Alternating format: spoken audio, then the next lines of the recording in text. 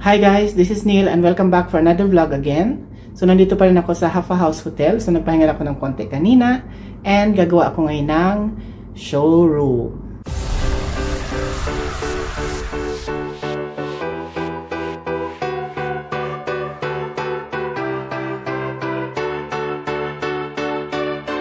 So ayan, lalabas muna ako kasi para ipakita ko sa inyo kung ano yung tsura ng aking room. Dahil ang room na na-i-book ng hotel sa akin is in-upgrade daw nila from single deluxe to deluxe room, which is one more category na higher doon sa binook ko na room. Ngayon ay gabi na, nandito ako sa my left side. So papakita ko yung room ko, which is doon banda sa kabilang side. And ito yung view galing dito papunta doon sa lobby. Yan ang main lobby niya, galing dito sa taas. Yan ang roof na hindi na naka-ilaw dahil nag-lighten up lang yan pag araw, pag nasisinagan siya ng araw. So ngayon wala siyang ilaw. And yung mga light dito is sensor type. Nag-on yan sila pag may nasisense. So nasa yung sensor dito? Dito tayo sa, yan, nag-on ng light. So papunta na tayo doon sa room ngayon. And another one, sensor again. Yes, nag-on talaga lahat. So yan, papunta na ako ng room. And dito yung room ko. Yan ang way ng 507, 08, and 09. So ito yung room. So ito yung room ko. So ilagay muna natin yung card. So nagtagal na, ayan na, naipit-ipit. At yun, may ilaw. So pagpasok dito sa room, meron siyang wooden cabinet yan for the main switch siguro ng room. At saka yung kung ano yung gagawin mo kung sakaling may fire, mga procedure. And dito sa door naman naka-attach yung check-in time na 2 o'clock and check-out time na 12 o'clock the next day. Ayan yung mga room rate nila. Ayan yung standard room rate. So, ito yung sinasabi nila kanina sa akin na na-i-book nila. Kasi ano ako standard double ba? And ayun, binigyan nila ako ng upgrade. So, nilagay ako ng 5th floor imbes na 4th floor kasi ginawang deluxe single room. So, punta naman tayo sa bedroom. So, pagdating mo dito, automatic merong television na 43-inch. Huwag na natin buksan dahil hindi ko alam buksan. Trinay kong buksan yan kanina. And yan, merong mga for do not disturb and collect laundry. And dito yung free water. May ice bucket siya. Merong cup. May glass for drinking. And yung kettle. Andyan yung tea and coffee. Sa baba niyan is yung minibar. Ang minibar is wala tong laman. So magre-request pa ako or maglalagay ako kung kailangan ko. Hindi ako maglalagay dahil meron akong medyo sick ako ngayon. Kasi nagkaroon ako ng allergic rhinitis na naman. So ito naman is wardrobe. So yung wardrobe merong 4 na hangers. So zoom out natin yan kasi masyado siyang malapit. Yan, pwede mo lagyan ng luggage at the same time pwede ka mag-hanger dito.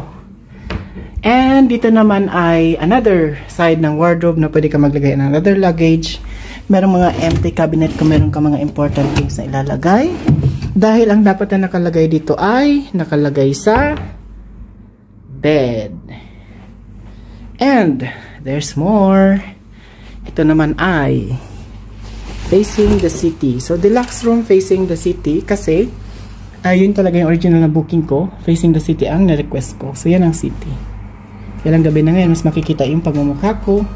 Ang gagawin ko na lang, buksan ko na lang yung window kasi pwede naman siyang i-open. So yan ang room. Overlooking siya sa room ko. So doon ako nagpunta kanina. Yan, kasi pupunta doon ng church. Nagsimba ako. And next is, tignan naman natin yung bed. So yan ang bed. So yan ang bed. Oh, by the way, meron pang isa dito. May luggage rack dito. Nalagayin din ng luggage. Meron din siyang cabinet. Yan. So, pwede mo siyang lagyan ulit ng another one kung may lalagay ka. And dito naman ay writing desk. Yung writing desk niya may magandang ilaw sa gilid. May mirror din para nakikita yung mukha natin kapag umupo tayo dyan, kung magsulat or magbasa or kung mag-laptop man or ano man ang gagawin. Ngayon, ito na yung pinaka-exciting part is yung bed na siya. So, ayan ang bed. So, itong bed, queen size. Pang single lang talaga. At kagaya sabi ko kanina, nandito nakalagay yung laundry list at laundry bag. And meron ditong note, our environmentally friend service. So, preservation ng environment as sinasabi nila. And here is the next one. Nandito yung desk phone. Pwede kang tumawag dito ng room service, ng housekeeping, or kung ano man ang kailangan mo na service. Ito yung empty cabinet sa side ng bed. Meron pang isa dito sa kabilang side. And para dun sa mga nagpe-pray na kailangan ng prayer mat, andito siya sa left side ng bed. So ito ang deluxe room, bedroom side. Ngayon punta naman tayo sa toilet, or shall I say bathroom. So dito ang bathroom, and let's open it. So iyan ang itsura ng bathroom nitong room na ito. Medyo may yun, hindi naman siya ganoon ka pero malinis siya. Malinis. Kung ako ang tatanungin, malinis. Meron lang mga part na hindi siguro masyadong na well-maintained. Normal naman yan. Which is very normal. Hindi tayo mag-expect na sobrang high. Kasi 4-star nga ito. Old property. Pero sa linis, malinis sila. So ayan, WC. Merong sprayer din. Merong phone. Andito yung makeup mirror. Meron siya. May hair dryer. Meron pang shaver socket. Pwede ka mag-plug ng shaver. Ayun yung big mirror, meron siyang complete na may hand lotion. Wala lang siyang soap kasi may hand soap. Ano yung tissue niya, ganyan. Ganyan doon sa The President's Hotel doon sa Dubai. Andun yung bath mat niya. Andun yung bath towel. Andito naman yung hand towel. And yan yung shower area. So sa shower area, meron na siyang shampoo, body wash, and conditioner. Ang ginagamit nila is, anong brand? Hennessy. So, yan.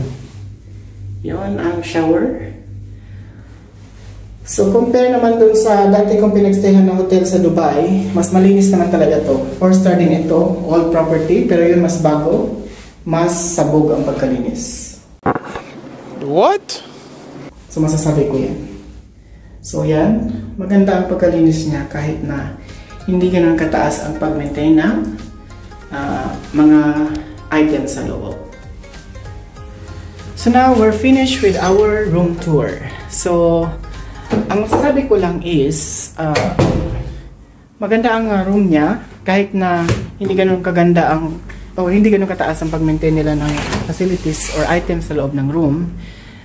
Still, malinis pa rin siya. Na-maintain nila ang kalinisan according to their standard na pinapropose nila sa kanilang service, which is 4-star, yes. Hindi na ako mag-expect ng sobra-sobra pa. And plus, yun nga din, depende naman yan sa ini-expect mo as nag-check-in sa isang hotel. So, depende yan sa'yo. Kasi sa akin, hindi ako mag-expect ng sobra-sobra. Kung ano lang yung standard na sinasabi na depends din sa price, depende yung expectation natin. So, lagi ko sinasabi yan sa mga vlog ko na hindi ako mag-expect ng sobra-sobra sa price na hindi naman dapat sobra. So, ang cost kasi na binayaran ko lang dito is 12 Riyal. How much in peso? It is around roughly 1,600 or 700. Mga ganun lang. Kasama tax, umabot ng 2+. Pero still, mababa pa rin yun sa isang hotel na kung mag-expect ako ng 5-star service doon sa 4-star na yun. So, hindi ako mag-expect. So, yun lang yan. And kung ikaw ay may mga tanong sa aking room tour or may mga tanong ka na ibang facilities about dito sa hotel, meron akong separate vlog about this doon sa mismong experience ko sa stay ko dito sa Hafa House Hotel dito sa Rui in Muscat. So thank you for watching this room tour. And please don't forget to comment kung may mga ibang tanong ka pa. Like and subscribe na rin sa aking channel para maging updated ka sa aking mga next vlogs about visiting and experiencing hotels in many places of the world. Sana maging of the world siya. So nakarating na rin naman ako ng ibang lugar, so okay lang. So thank you po again and see you on my next vlogs. Bye!